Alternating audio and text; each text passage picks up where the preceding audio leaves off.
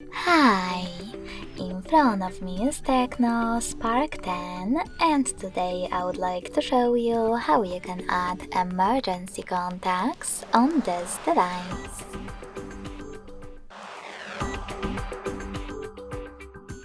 Begin by going into Devices Settings and scrolling all the way down to Access, Safety and Emergency over here.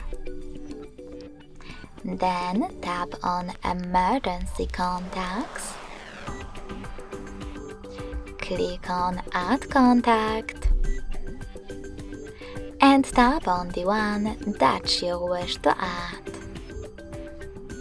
You can do exactly the same for all the other ones you need.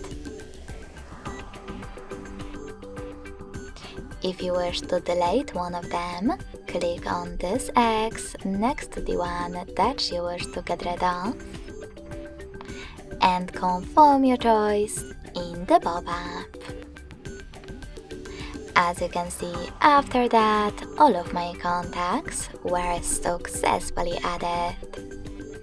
Thanks so much for watching. If you enjoyed this video, don't forget to leave a like, comment and subscribe. Bye!